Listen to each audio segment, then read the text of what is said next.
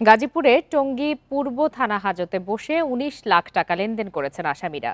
সেই video footage এসেছে independent টেলিভিশনের হাতে। ভুক্তভোগীদের অভিযোগ, মিথ্যা মামলা ও ভয়ভীতি দেখিয়ে হাজতে বসে তাদের টাকা লেনদেনে বাধ্য করা হয়। এর থেকে মোটা অঙ্কের টাকার ভাগ পুলিশও পেয়েছে বলে অভিযোগ তাদের। বিষয়টি হাইকোর্টের নজরে এনে সুষ্ঠু তদন্তের দাবি জানিয়েছেন এক আইনজীবী।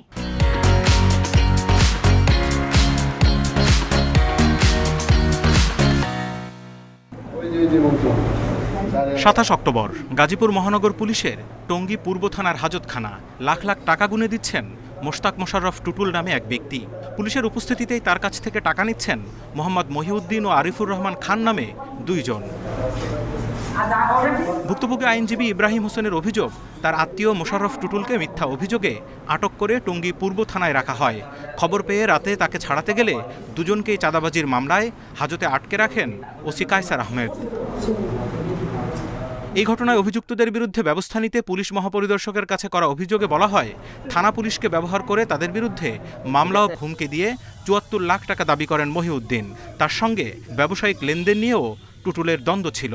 একজন পুলিশ কর্মকর্তাকে ডাক দিয়ে বললেন যে এই আইনজীবী আর এই মার্কিন নাগরিক ও এই দুইটাকে গারদখানায় ঢুকিয়ে দাও আর একটা চাঁদাবাজি মামলা দিয়ে দাও।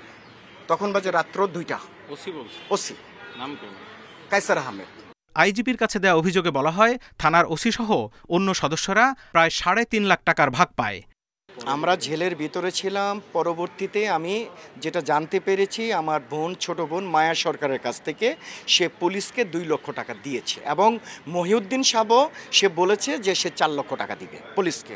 এটা ভিডিও ফুটেজ, সিসি ক্যামেরাটা যদি আপনারা দেখেন তাহলে সেখানে স্পষ্ট বলা আছে। বৃহস্পতিবার বিষয়টি গণমাধ্যমে প্রকাশ হলে তা হাইকোর্টের নজরে এনে সুষ্ঠু তদন্তের নির্দেশনা চান এক আইনজীবী। আমি আদালতকে বললাম যে এই বিজ্ঞ অ্যাডভোকেট ইব্রাহিম সাহেবের তা অথবা তার পরিবারের প্রতি যদি কোনো হুমকি থেকে থাকে তাহলে সে তার একটা বিধান ব্যবস্থা করা উচিত। তবে গণমাধ্যমের কাছে কোনো টাকার ভাগ নেয়ার কথা অস্বীকার করেছেন অভিযুক্ত ওসি কায়সার আহমেদ।